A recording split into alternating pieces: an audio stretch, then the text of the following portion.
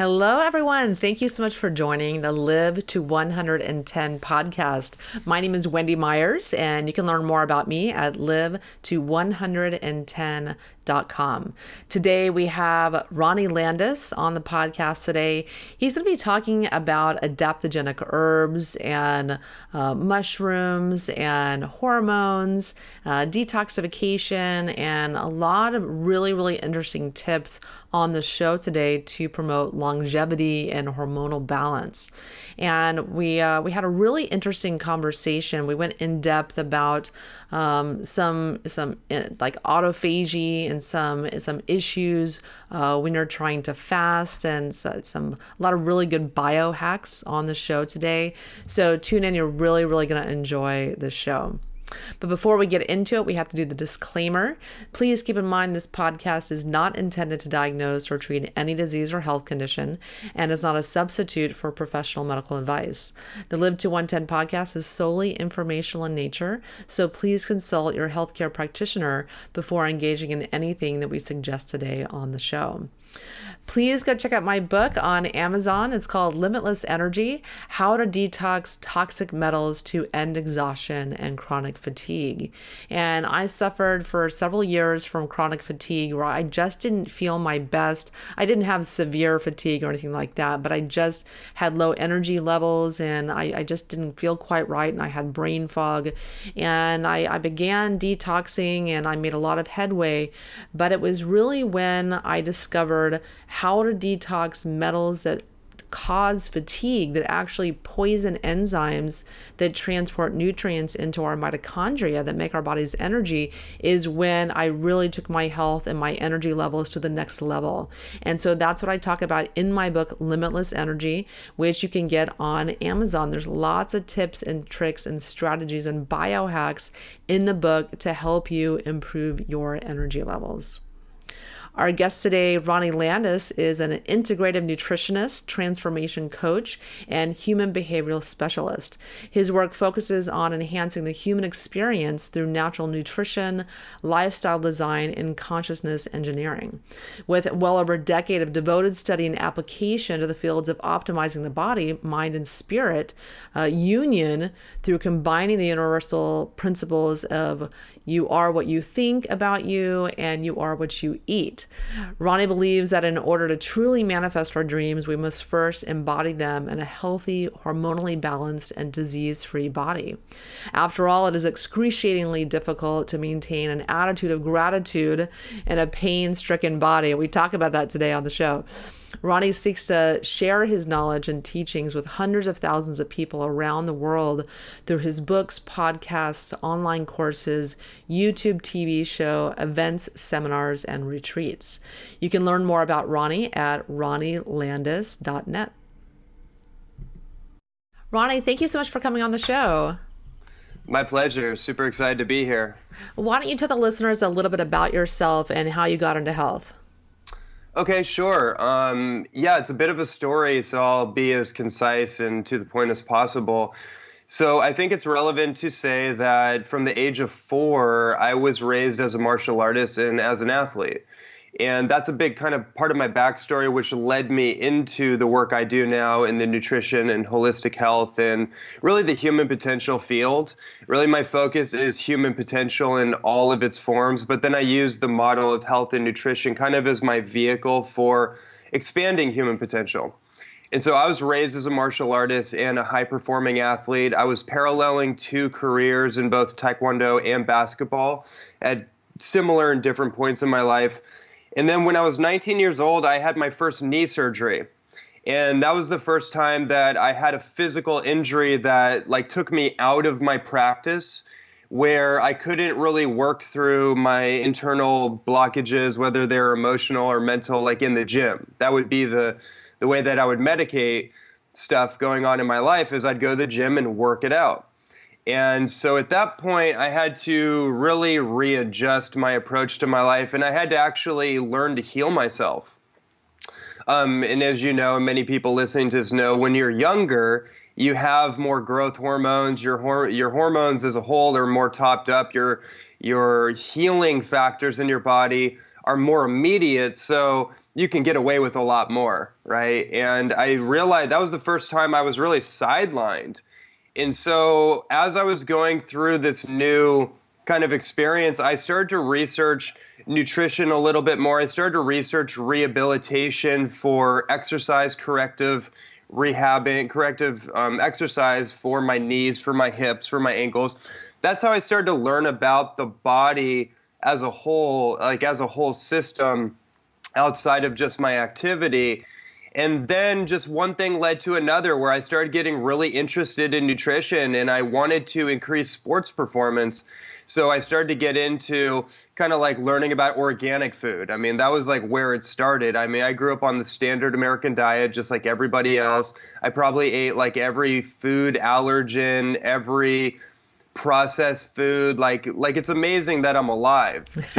When I think back on like how I was brought up, it's truly astounding what this human body can mitigate in spite of us, really. So that was like kind of the first thing. I was like, okay, well, like let's start looking at whole food. That makes sense. And then I started getting into organic food. I started getting into grass-fed meats and like raw dairy products, and that kind of opened my eyes. And then eventually, this is like over the progression of a few years, I got into vegetarianism and I got into raw food, and it was like that was like when my whole world got broken open. I had no idea about any of this. I mean, that whole idea of like raw living food, like that was a mind bender to me, because I to me, like at that point, I barely knew what a vegetable was. So, other than what was like in a can or what was on my pizza. And so that like really transformed my consciousness from a food awareness level. And then I went through my own healing process. And a long story short, I had another knee injury a couple years later, and I had aches and pains from all my athletic training. And when I was 23, I think it was, I really got into raw food, like plant-based food, like fruits, vegetables, nuts, and seeds, and the very basic stuff. And I got into like superfood smoothies and green vegetable juices. And it just like really affected me so deeply that I just went all in.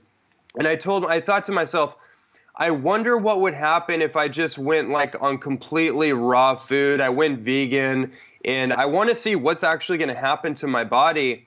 And lo and behold, 30 days later, my body was completely healed. And this is an important point to the message that I try to convey to people about the healing process, is that I got to a place where I forgot that I was ever in pain. And so there was a moment where I used to run about 5 miles every single day, traditionally, like 3, 4, 5 miles a day as part of one of my 3 workouts a day. And there were a couple of years after my injury where I couldn't really run anymore because I was very scared. Like I had this thing in my head where I was like, oh, like I really wanted to, but I was scared to re-injure myself. So I kind of just lived with that fear. What was really interesting after that 30-day mark, and I wasn't aware of it. I was just kind of naturally guided to this. I think I was just possessed or something. Like I drove to this park where there's this huge 5-mile roundabout hill that I used to run growing up, and I just found myself running it, and I came back. And it dawned on me after like the endorphins kicked off or something, like it dawned on me. I was like, whoa, wait a minute, what just happened? Like I just realized I just ran 5 miles, and I'm just like, whoa, okay, wait a minute. I started bouncing around. I started checking my knees. I'm like, oh my gosh, like I'm out of pain. And that was the moment that everything changed for me. That was the moment I realized like there was something really powerful here for me. And that's when I switched out from just being an athlete. And I was really guided to actually start sharing this message of natural foods and health and healing and the possibilities for our life when we actually allow ourselves to get out of pain. And that's just an important point that I try to get across to people that I speak to nowadays, because I feel like the biggest distraction in our world, and we're in a world of like mass distractions, and the biggest distraction is our pain, the pain that we feel in our body, the aches and pains and the chronic inflammation and the joint pain and the candida or the brain fog or whatever people are dealing with. It's like this constant reference of discomfort that's actually distracting us from our purpose. And so my whole work really, I think, philosophically is about helping people forget that they were ever in pain to begin with, so they can actually get on to what they're meant to do in the world.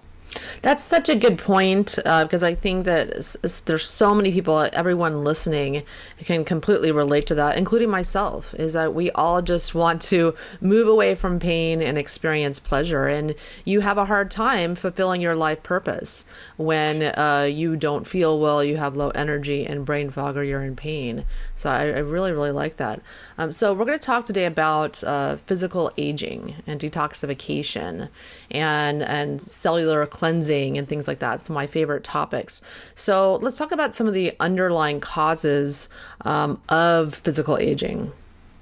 Okay. Yeah, it's I mean, as you know, it's such a big topic. So I guess the best place for me to start is from the bottom up, meaning like the basics. And then some of my favorite topics about this lead into the conversation about hormones.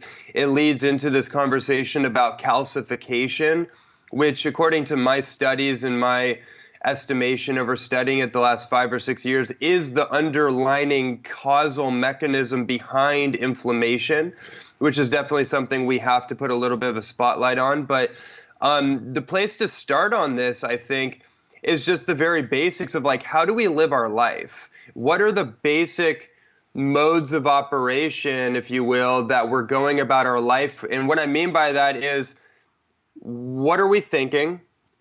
What's going on in our emotional life? Meaning, what are the different types of like emotional turbulences or stresses that we're constantly entertaining? And then how can we move out of our internal discomfort or our internal pain, if you will, by way of what we eat and how we organize our lifestyle?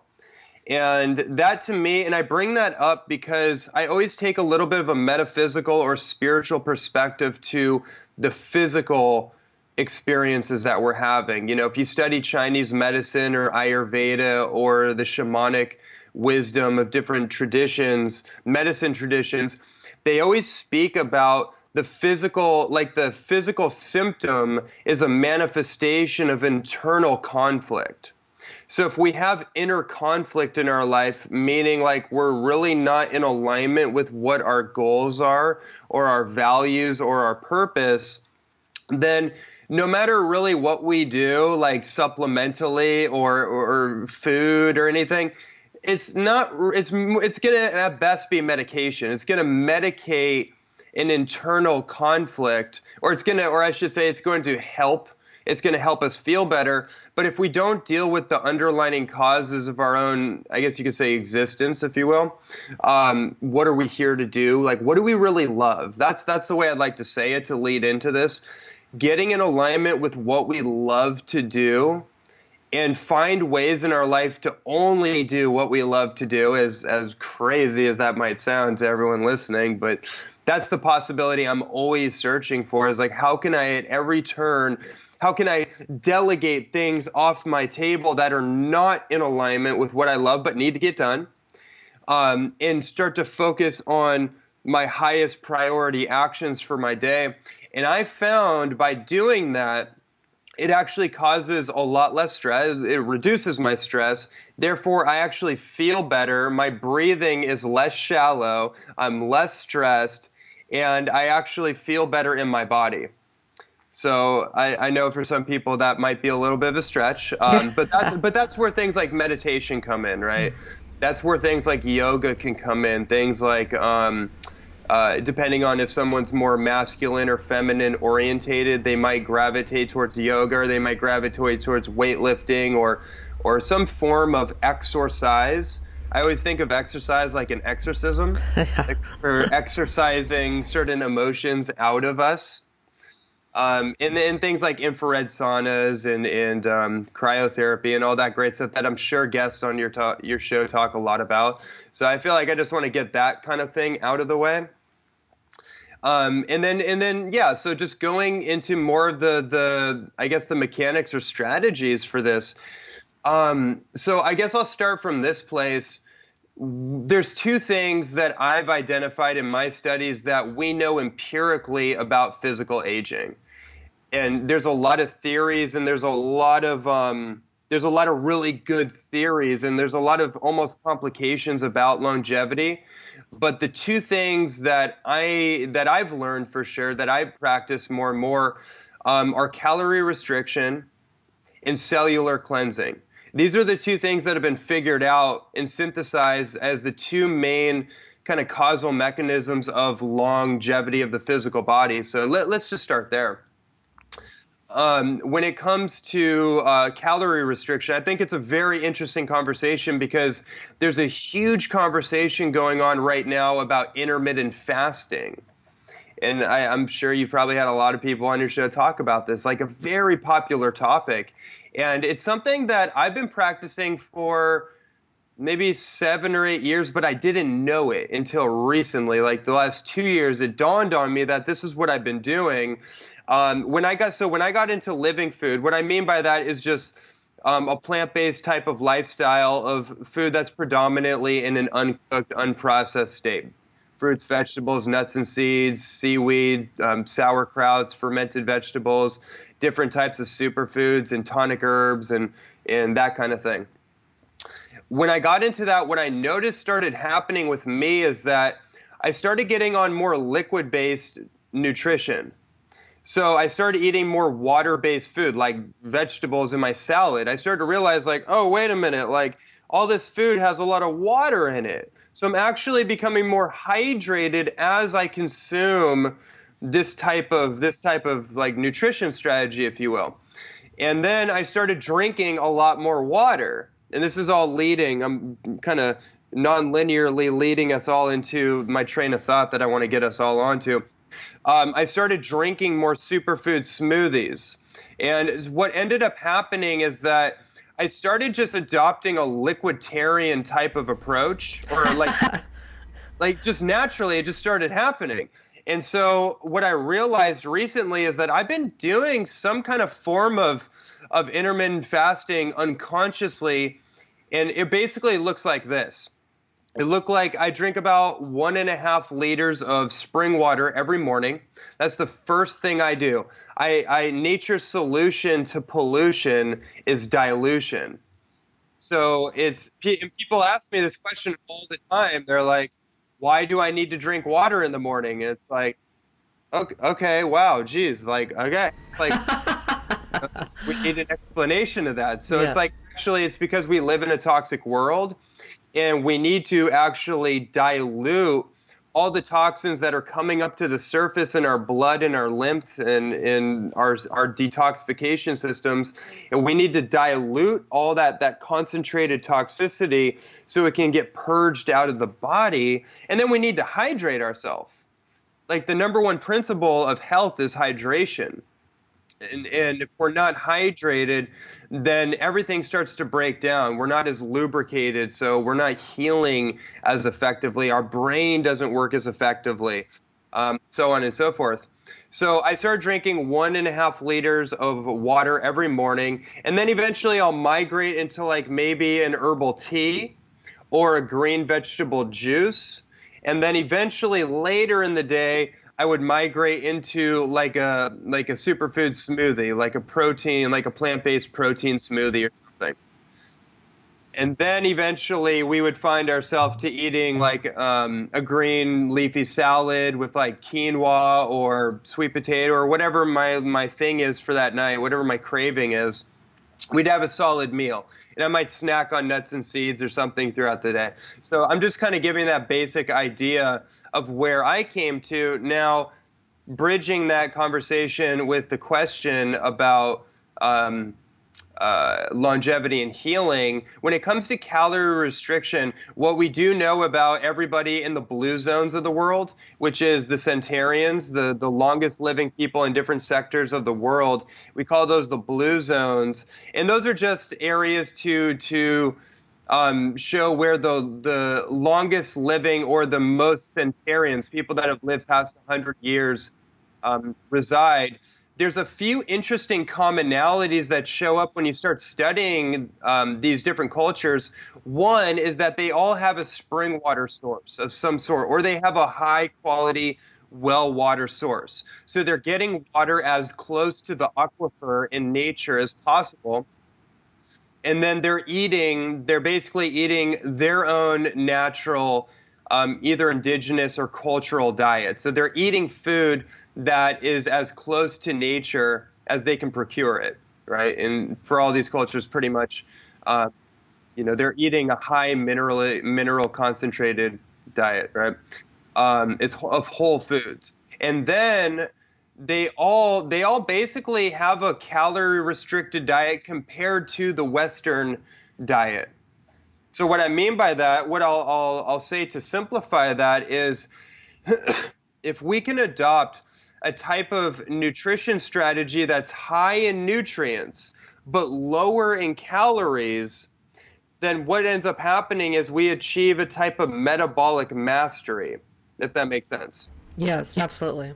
Yeah, and that's kind of what I'm laying out for people and sharing my own experience, is that when we start incorporating high concentrated, high mineral and nutrient concentrated foods, and they're lower in the overall calories, what ends up happening is that our body starts to metabolize these things a lot quicker, and we don't actually need as much calories as we thought before. And that can go in a longer conversation about like the calorie theory or the calorie myth. But the basic idea is that when we apply the principles of intermittent fasting or even cyclic fasting, what ends up happening is that not only will our body become metabolically more optimized, it'll produce more energy from less, but then your body's natural healing process will start to kick in. And then this is where the conversation on principles of autophagy or autophagy, however you want to pronounce that, where your body's natural cellular cleansing process, where your body's naturally eating up old debris. It's naturally it's in what's the word I'm looking for? Endogenously metabolizing like old protein deposits that otherwise would just get globbed on to cells or globbed on to different parts of the body like the kidneys, and then they would get stuck. When our body is not processing a large amount of calories or food material, it goes into deeper levels of healing, and that's the intermittent process. And then we're also able to produce a tremendous amount of growth hormone and androgen hormones, whether that's progesterone for women, that's testosterone for men. Blood sugar starts to balance out. Insulin levels start to normalize out, and many other benefits as well. So that's the number one principle that I want to just highlight, is calorie restriction in the form of intermittent fasting or cyclic fasting. If somebody has already been doing intermittent fasting for a long time, they can go into what's called cyclic fasting, which is where you pretty much are fasting all day long and you have one solid meal. Your first caloric intake is that one solid meal. And that might sound extreme to a lot of people, and that would be extreme for a lot of people. I don't recommend you start there, but there are amazing human beings on the planet like Dr. Noon Amin-Ra, who is the world record holder in deadlifts. And he's like a freak of nature. If you look up his YouTube videos, it's like, oh my God, like it's like, wow, someone like this actually exists. He's been vegan for 15 years. He eats like 1,500 calories a day. He's been doing this for like 15 years, and he's obnoxiously muscular. It's like kind of a paradigm shift, so one has to just be open to.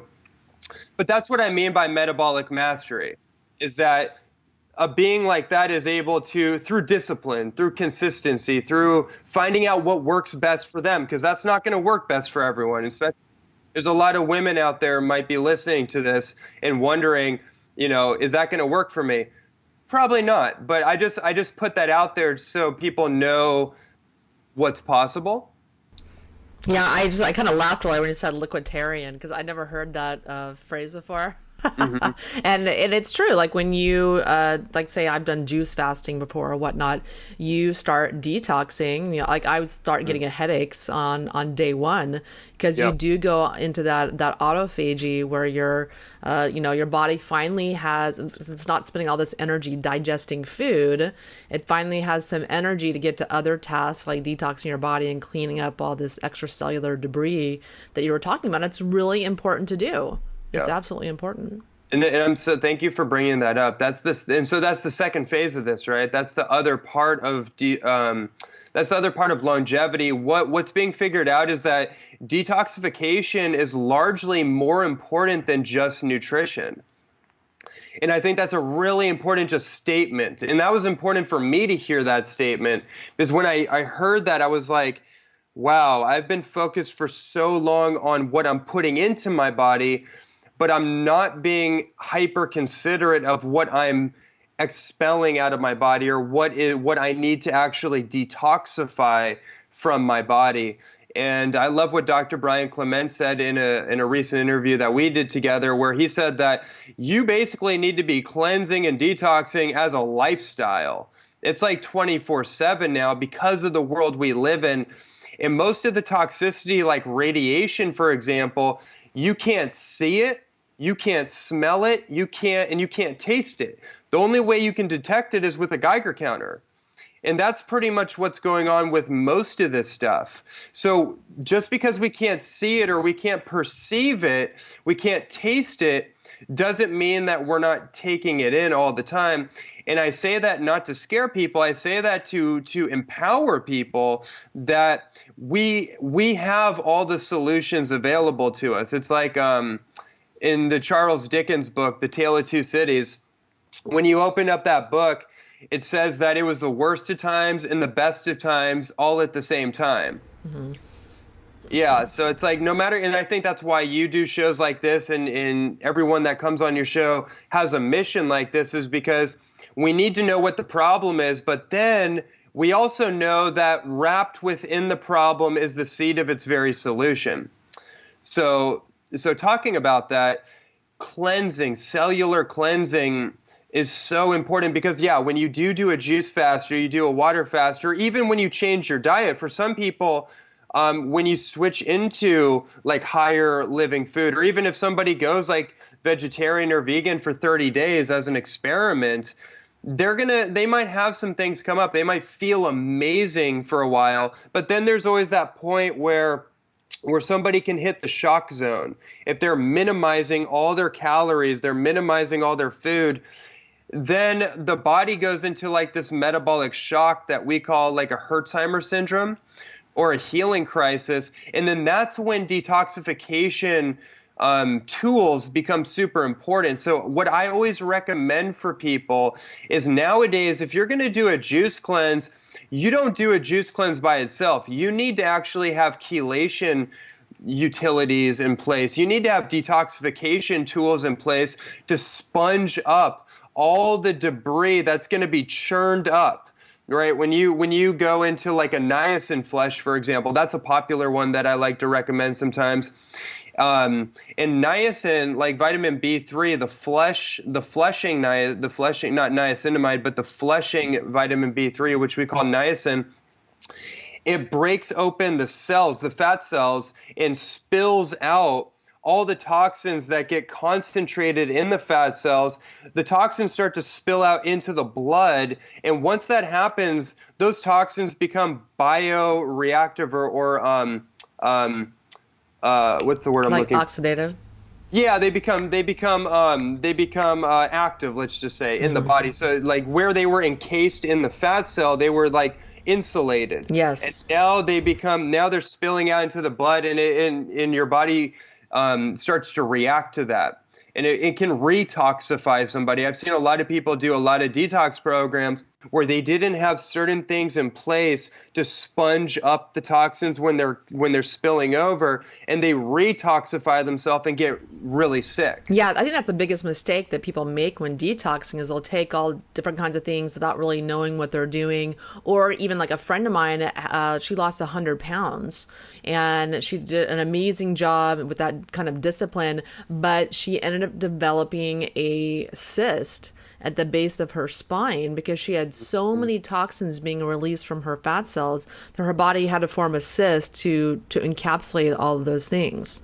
And yeah, so you have to be very careful when you're detoxing or having rapid weight loss. All those toxins are in our fat, and that's a protective mechanism. People that are overweight or can't lose weight, your body is protecting you by putting all your toxins in your fat. Oh my gosh, that's such an important point. I'm so glad you spoke into that, because that is what's going on, right? Like, so when someone has a cancer situation, they are overweight, like you said, even like diabetes, or a great example is cancer's a pretty good example, but a good example I'm thinking of is like an infection. Like if somebody has a parasite infection or they have a candida infection, a lot of times people are very quick to go the allopathic route, meaning like just cut, burn, poison, let's just kill. It's like, whoa, okay, wait a minute. Like that's, first of all, that's a living organism that's in you. We call it infection, and it's feeding off certain things in your body. And paradoxically, it could be saving you because the only reason that somebody has a acute infection like a virus, a bacteria, a parasite, a fungal infection is because their internal terrain is toxic and it's suitable for those organisms, those opportunistic organisms to actually live in. But if you terrain modify, you change the oils, so to speak, you change the internal terrain and you alkalize and you oxygenate the body and you remineralize it, you lower the sugar typically because they're feeding on sugar and other things that cause the fermentation. Then it starts to become inhospitable or inhabitual. You know the word I'm looking Inhabitable. for. Thank you. Yes, it becomes inhabitable to these organisms, and then they can't actually live in it. So it's like we have to change our model of like this like allopathic, like antibioticizing everything kind of model, because that can be very dangerous too. Yeah, it's interesting. I had a point there. I did a podcast with Dr. Dietrich Klinghardt, and we talked about how toxic metals will promote parasites in your body, because those parasites in candida, if any of you guys have had infections like that and have tried to treat them and they've come back, it's because they're serving a purpose. They're eating metals in your body. Your body is allowing them to proliferate because they consume 5-6 times their body weight in metals. And when you kill them, they die and then release all those metals in your body. So right. you have to detox metals and address parasites simultaneously.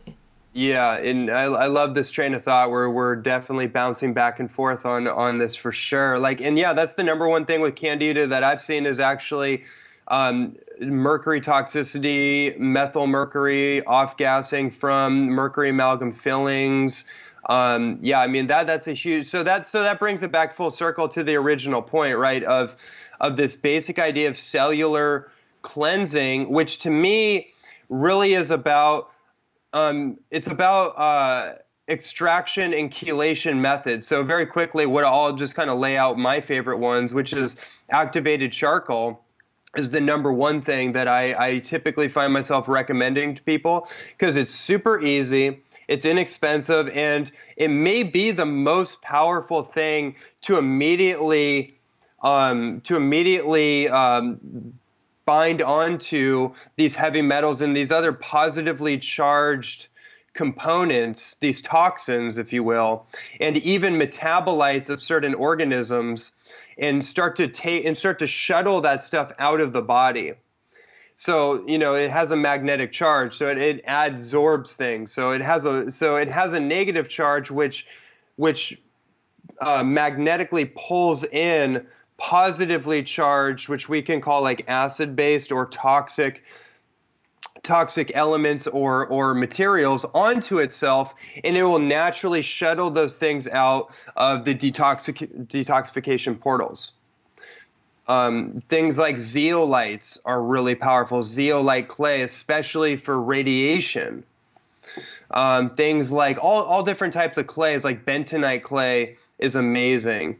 Things like diatomaceous earth, I'm thinking of, is really powerful. Things like chlorella, like chlorella is an amazing chelation component, and it's an amazing protein-rich single-celled algae that people can take to actually, like, so for example, if somebody's doing a juice cleanse, and let's say they do like 16 ounces or 32 ounces of juice or something, what I'll actually have people do is take 1 tablespoon of chlorella and put that into their juice. So now they're actually nourishing themselves with the right protein that they need, the other powerful components that are in chlorella, the growth factors that are in it, and then also they're detoxifying at the same time. And I think this is really the important thing when we talk about calorie restriction. We're not talking about nutrient restriction. That's so important, because a lot of people, and I've seen in the raw food where I've seen the craziest of the crazy things go on, like where people literally go so far off the deep end on fasting that they completely disassociate from their body, and they just think like, okay, like I'm a breatharian now, like I don't eat anything at all. It's like, whoa, okay, hold on. Now we're starting to go a little, it's starting to go across the deep end. And or people literally will cleanse so much, they'll get so obsessed about cleansing that they're convinced. It's almost like a pathological thing in the mind where somebody gets so wrapped up in cleansing because they're so scared of the world around them and their food supply that they'll be on a perpetual cleanse, and they'll start stripping minerals from their body because they're detoxing so much. So there's a balance to that. We want to be nourishing ourselves with what we need to build our body, as well as applying these designer detox strategies at the same time. Yeah, absolutely. I mean, you definitely can go overboard, but you do. And I like what you said about doing detox as a lifestyle, because that's what my main message to my audience as well is, because just because you're doing a detox program for 30 days or a year or 2 years or what have you, you're still constantly being exposed to toxins in the air, food, and water every day. And so you really want to be consistent in your efforts, but also give yourself a break sometimes, because that's the reality of modern life today, whether people like it or not, or it's kind of depressing. It is kind of depressing when you think about it, but you also have so much control. There's so many things that you can do, which is why I have guests like you on the show to give people lots of different ideas about things that they can do to take control of their health and feel better. So let's talk a little bit about adaptogenic herbs. So Cool. What are some of the newest discoveries that you've learned in kind of the realm of tonic herbs and adaptogens? So these are things that I use in my life and are really, really helpful to manage stress and other issues. Totally. Yeah, I love this topic. And for everyone out there, there's kind of 2 different types of herbalism. There's tonic herbalism, and then there's what's called inferior herbalism or medicinal herbalism. So in like Taoist circles, traditional Chinese medicine and Taoist herbalism, there's 2 different schools of thought. And so tonic herbalism is basically the most powerful herbs that's ever been discovered in the Chinese system. This is true for Ayurveda as well, of herbs that can be done every single day and don't have like a toxic limit, don't have a threshold where if you do too much, you're going to have like a liver issue or something. You're going to get sick. Those are tonic herbs. They can be done every single day like food. And then there's medicinal herbs, which you do typically, you do respond or reactively, meaning if somebody has a symptom, they have a cold or they have something going on, an infection, for example, then you do it in response to the symptom. You do it symptomatically. But you don't do it all the time, because if you do it all the time, it's going to actually create a burden on the liver, because there are subtle alkaloids in there that can be liver toxic in the wrong concentration. Those are things like garlic and milk thistle and echinacea and some of these more powerful things that you would do if somebody was sick or dealing with a condition. So I just want to get that out of the way. So tonic herbs, or things that are highly adaptogenic, like reishi mushroom and chaga mushroom, all the medicinal mushrooms that a lot of your listeners have probably heard about. I'm a huge fan of those, have been for many years. I actually attribute my immune system largely to medicinal mushrooms. Let's break some of those down a little bit. So what are some of the benefits of each, like some of your favorite mushrooms? What are some of the benefits of those, and how should people use them? Cool, great question. So the medicinal mushrooms are really like a category of what we call like noble mushrooms. They're not like the portobello mushroom, like the it's called the agaricus bisporus. It's, you know, like the button mushroom, or those more common mushrooms. These are like a completely different genetic species, but we call them mushrooms. So reishi mushroom, for example, has the most scientific research of any herb that's ever been studied in the world. It's the most fascinating among scientists that study this work.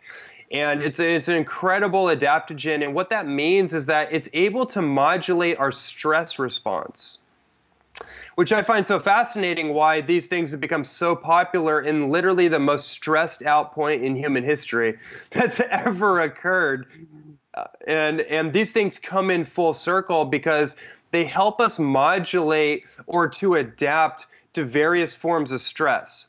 So whether that's mental stress, emotional stress, physiological stress, stress from detoxification, kind of like we mentioned before, it helps to modulate that cortisol stress response and just allows us to just relax, really. I mean, that's kind of the basic idea, is that it's allowing the system to relax and normalize. And then it's also immunomodulatory. So what that means is that it modulates the immune system. And this is why the medicinal mushrooms in particular, reishi and chaga, and agaricus bisporus, or agaricus blazei, the most have been studied for their effects on autoimmune conditions.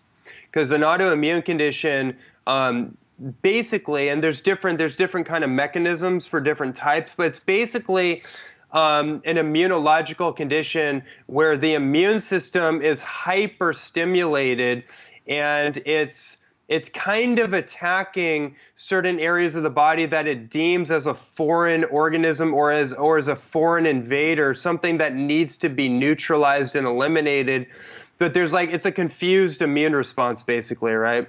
And so what the immunomodulators like the reishi and the chaga do is they help to bring down an overstimulated immune system and homeostatically bring it into equilibrium. If the immune system is compromised and it's brought down, like in the case of any kind of infection or cancer or something like that, where the immune system is like non-existent, it's just like on it's like flatlining, it will help to bring the immune system up into balance. So no matter where the immune system is, whether it's hyper or it's hypo, it'll bring it into balance naturally. That's kind of the basic idea with that. There's a lot of other amazing benefits that come along with these mushrooms, but those are the two that I think are of universal importance among the population as a whole. Yeah, I bought some chaga powder. I've been putting that in the smoothie occasionally, which is it's really, really nice. What are some of the benefits of chaga mushrooms? Yeah, so chaga mushroom, very similar to reishi in kind of the points that I mentioned. Chaga has its own unique kind of legend and lore and thing that's going on. Chaga mushroom is one of the most studied herbs when it comes to cancer, actually. And what's interesting when you think, like, I always kind of defer to like ancient wisdom, because when it comes to herbalism, because they didn't have Wikipedia, they didn't have Google. We're talking about a 5,000-year-old system of medicine, which is basically intuitive wisdom. They literally had to intuit an experiment based on what they found in the forest, and figure it out from there. And so reishi and chaga are considered the king and the queen on the chessboard when it comes to herbalism. Chaga mushroom has powerful effects. It has preventative and also what's the word I'm looking for? I'm trying to refrain from using the word healing, but preventative. Reverse, prevent. Yeah, reverse prevent. It has powerful effects on healing the cellular integrity that may have been damaged by a mutation of some sort, if you catch my drift. And it has very powerful antiviral, anti-mutagenic components. So it's very important if somebody has an immune system compromised. It's usually because there's some type of infection, there's some type of organism present in the system that's siphoning off energy, and that causes the compromise. The immune system eventually becomes dulled out and becomes lulled to sleep. And then once the immune system goes down, then these organisms can pretty much siphon energy from our system. And then that's when these big issues start to actually reveal themselves through symptoms. So it has a powerful kind of holistic effect as an adaptogen, as an immunomodulator, immunobooster if you need that, and very powerful anti-pathogenic effects. Yeah, I think that's something that's really, really important today is to take certain kinds of supplements like adaptogenic herbs that have anti-mutagenic effects, because there's so many toxins in our environment, especially cadmium, which causes more cancers and all the other metals combined. That's what it does. When a cell divides, it causes the DNA to mutate and not divide properly. It interferes in that process. You get these mutated cells, and we need a strong immune system to kill them. And it's really helpful if you take selenium and mushrooms and other things to help that have these anti-mutagenic properties to help heal our bodies.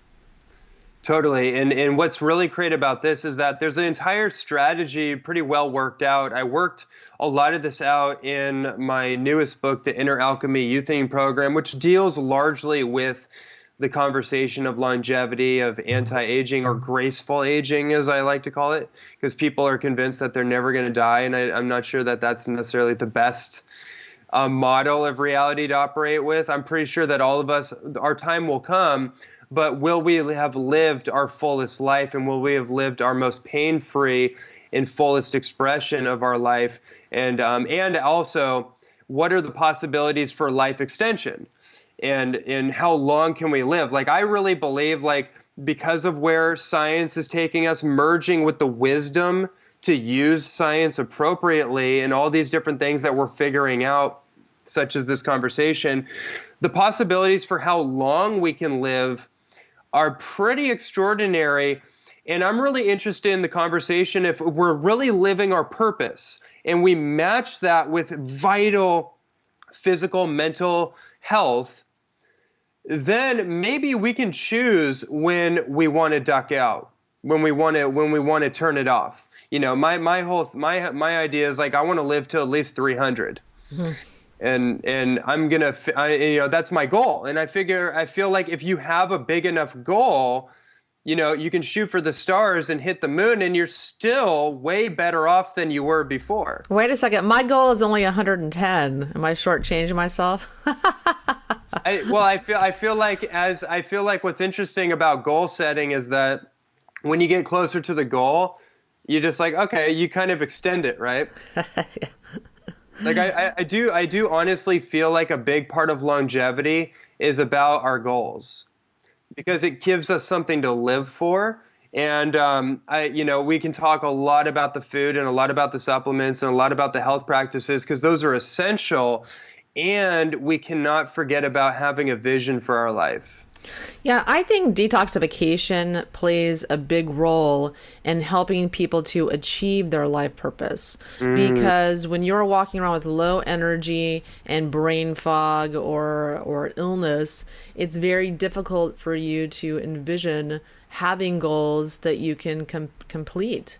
And I had this issue as well. I had at one point I wanted to get a master's degree, and at that time I was so brain fogged and was having so many problems remembering words and articles that I had read. I knew that I wasn't going to be able to accomplish that, even though where I would have been able to easily in the past. And so I think people end up kind of shortchanging themselves and living kind of lives of quiet desperation and hopelessness because their bodies aren't working how they're supposed to because of toxins. And lifting that veil, removing toxins from your body and eating a better diet and whatnot, and addressing EMF in your environment, that's a huge stressor in our body. You can start lifting that brain fog, improving your energy, and that opens you up to more possibilities in meeting your goals and creating your life purpose and living your life purpose. No, so perfectly said. I couldn't have said that any better. Yeah, and so let's talk about hormones. So this is something that our ladies, we have like 80% female listeners, that they're all struggling with. And so many people today are producing low levels of hormones, even getting into their 20s and 30s. And this is not normal. So how do hormones play a major role in the aging process, and what can we do to create hormonal harmony? Hormonal harmony. I use that word all the time. Yeah, okay, cool. So the best place to start, I think, on this subject, because it's such a big subject, but it can be very simplified for basic understanding. Over the last 70 years, we have spewed like 77,000 identifiable chemicals into our environment. And we've already done a big number on environmental toxins. But just for people to understand, a large amount of that toxicity is endocrine disrupting toxicity, meaning that our endocrine system, which produces our hormonal harmony, is being compromised. It's being dramatically attacked, and our hormones are being suppressed by other hormone mimicking chemicals, typically estrogenic chemicals. So that's xenoestrogens, for example, in plastics and phthalates and plasticizers and any kind of petrochemical type of thing. Like plastic is the number one thing that I try to urge people to get off of. If you want to make the biggest change in a lifestyle, if somebody's drinking like plastic bottled water or something like that, you absolutely have to get rid of that right away. Because if you think about the plastic bottle that is underneath the false lighting inside your grocery store, that plastic bottle that water that's sitting in that plastic bottle could have been there for literally years. And when they blow the plastic up and make those plastic bottles, it's known that that thing needs to be sitting there for at least a year without anything in it for it not to be safe from leaching the plastic particulates. And right when they blow those plastic bottles up, they're filling it up with water. Water's a solvent, so it's going to dissolve into itself those plastic particulates, and then now it's getting beat down by the lighting of the artificial light in the store or whatever it's sitting under. And then when we drink that, we're literally drinking plastic infused water, and then that's throwing off the hormones tremendously. Pesticides, herbicides, fungicides, rodenticides, algicides, insecticides, all that stuff rhymes with suicide and homicide. And that's basically all the chemical warfare that's going on with our food supply. So what does that mean? We got to go organic. Like, that's number one. We absolutely have to go organic. We got to make the investment. That's the thing I want to drive in that is like, you got to make the investment. Everyone listening to this, you are worth it. You're worth more than your plastic credit card. You're worth more than whatever the excuse not to go organic is.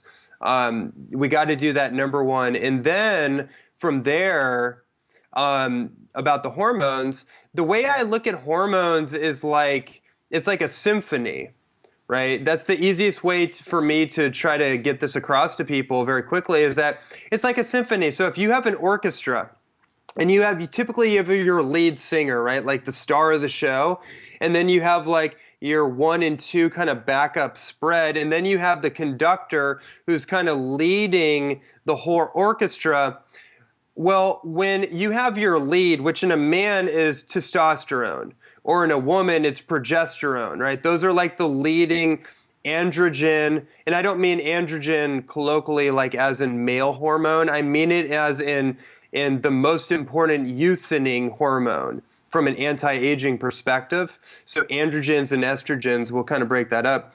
The androgen or the dominant youthening hormone in a woman is progesterone. In a man, it's testosterone. Now you have your backup set, which are like the various forms of estrogens. It's the thyroid hormones. It's the human growth hormone. It's the vitamin D hormone, which, yes, vitamin D is the most powerful, pretty much the most powerful hormone of them all, but it supports everything else, right? It's the supportive hormone. It's one of the supportive hormones that makes everything else kind of come alive. Now, what's interesting in this example is that if you have a backup singer that gets it in their mind that they need to actually be the lead singer, and they start muscling their way up to the front, up to the spotlight, what ends up happening is they push out the lead, which is like testosterone or progesterone. So you typically, an estrogen dominant situation, which is like an estrogen inflation of the wrong types of estrogen that gets its way into the front, it pushes out the lead singer. And then that's how we have an inversion of our hormones. Does that make sense? Oh, absolutely. Mm-hmm. Yeah, Okay. and I think throw in their liver dysfunction that metabolizes excess Yes. hormones, and then you had this, you're just ripe for disaster where you have this estrogen dominant environment. Totally, and you just piece that other part together, which is the liver, how the liver's role in detoxifying these false or xenoestrogens. That's where it gets channeled through. Like everything has to go through the liver, and actually the hormones get synthesized through the liver, through the HPA and T, hypothalamic pituitary adrenal thyroid axis. All of it has to go through the liver. So if we have like a fatty liver or something's wrong with our liver function, liver gallbladder issue, then we're not going to be detoxifying these chemicals that we've talked about. And then also our hormones are just not going to get synthesized appropriately. So doing like, somebody might have to do like a liver cleanse, but the basic thing I have to say about this is these things that we brought in, like the activated charcoal, the bentonite clays or the zeolite micronized clays, even the niacin, things of this nature that that I recommend people research, people actually look up. If you heard a term that I just said that's interesting to you, actually look it up. There's a million different articles online about this kind of thing. But that's where the detoxification element comes into play with this conversation, is that it's partly detoxification, detoxing all the fake, false hormone, like the estrogen mimickers. And then also, if somebody does have a low level of hormones, it's boosting those hormones naturally. And that's a big conversation. I'm not really a fan of HRT, hormone replacement therapy. Synthetic hormones are dangerous. If you're dealing with something like testosterone, unless you're like a 70-year-old man and you have bone density issues and you need that quick, that's when it can be really important. Or you have like an MMA athlete who's just like, he's like 45 years old and he wants to get back in the octagon or something. Like that's when like something like that might be necessary, and then bringing someone into balance. But I'm really a fan of natural foods, herbs, natural supplements that endogenously produce the hormones and hormone precursors, so our body naturally produces the right ratio of hormones, because hormones it's like a dance, right? Like you can't just have testosterone up here and then you have your other hormones kind of just down here, because then That we know the issues with that, right? So they all have to be in communication together. And it's my understanding of hormones is really about ratio more than just one thing over another.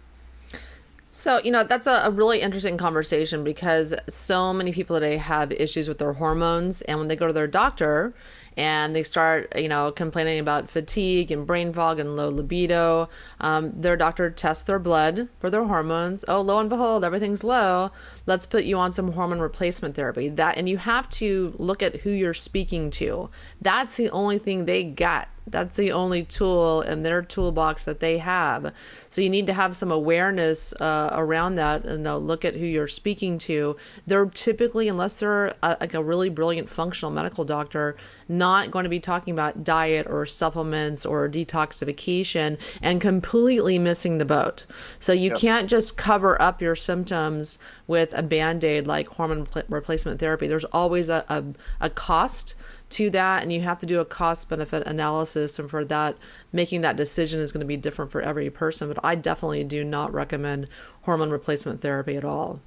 Yeah, and there's a great distinction on that because there's 2 points about hormones that are coming up as you mentioned. That one is bioidentical hormones are different than synthetic hormone replacement therapy, right? Bioidentical hormones is very effective, and I definitely recommend it for a lot of people in certain situations in the form of like yam-based progesterone cream. So a bioidentical hormone is a type of compound that's biologically identical to your natural progesterone receptor or testosterone receptor or whatever have you, right? So like progesterone cream, I've seen work miracles. Yeah, I'm a fan of progesterone. That's a totally safe one. That one I am a fan of. The other ones, I typically think of hormone replacement therapy. Most doctors only give estrogen or only give testosterone. That's the problem. Yeah, and there's a whole lot of weird stuff going on with like female horse urine as an estrogen replacement, and it's like, whoa, okay, now we're getting a little crazy here, and there's all kinds of issues there. But the second thing I wanted to make sure that I mentioned about this is the conversation about aromatization. And this is, to me, the most important part of hormones. It's why we have hormone havoc, actually. So aromatization, simply put, is a process where our good hormones get converted into bad hormones or the wrong types of estrogen, like estradiol, or the wrong kind of estrone, or in the wrong ratios. So, for example, if you look at a hormone panel test and somebody has low, it's a good example, like low testosterone, that doesn't necessarily, and there's different types of testosterone, but for simplicity's sake, if somebody has low testosterone and they have high estrogen, the danger, if somebody is like, oh, you just immediately, they think like 1 + 1 = 2. So you need more testosterone to make testosterone. What ends up happening with a lot of people is that their estrogen goes up because they're aromatizing, they're re-estrogenating that testosterone, and it's going down a different pathway. So that testosterone is very volatile, and it's not being held in place. It's not able to be held in the receptor. It's being redistributed into estrogen. And this is a huge thing with certain types of cancer, like secondary sex cancers like breast cancer and prostate cancer and things of that nature. It's actually an aromatization issue. And so having things like estrogen blockers or aromatase inhibiting herbs and supplements becomes a very important in foods. There's a lot of foods that naturally do this, is a very important understanding, because when we're talking about, like, this is how I'll say it. Nutrition and health is a riddle. It's actually a riddle that each person has to be actively decoding for themselves. It's not, nature doesn't reveal its secrets freely. It doesn't just give it to you. You actually have to be a little sophisticated in the way you think about your body, because that's how pharmaceutical consciousness kind of lends itself, or supplement consciousness, whatever you want to think of it, where we just think that we're going to take this pill, it's going to solve our problems, or we're going to get this injection and it's going to solve our problems. And it doesn't really work like that. And I'm happy to give you examples to make this very practical for people to connect this bridge of like what foods or what herbs I might recommend for this. Yeah, please. Yeah, because I think the listeners would love some practical tips Yeah. on like what kinds of foods and whatnot can help them balance their hormones naturally as much as they can. Okay, cool. Thank you. So, the best foods, like just basic foods, and remember, when I say balance hormones, I'm speaking generally because certain people are going to have certain unique things. But from an aromatization perspective, berries are extremely important. Having a full spectrum of colors in your diet is very, very important. So like blueberries, blackberries, raspberries, goji berries are actually really powerful. Goji berries are the #1 food and a precursor for human growth hormone. And this has been known in Chinese medicine for a long time. So that's pretty interesting, I think. And that's what everybody wants. We all want more, more of the effects of human growth hormone, like better fat burning and more muscle tone. You sleep better. Really great effects with that. Yeah, and that's why in Chinese medicine, goji berry or lycium is their #1 herb, because their #1 longevity herb, because it's the #1 food in lithium. That's like your happy mineral for the brain, makes people happy, and then it's also the #1 human growth hormone promoting food in their system anyway. So there's that. Then there's also grapes. So getting more specific, grapes, the resveratrol in grapes, we've heard a lot about resveratrol being a longevity compound.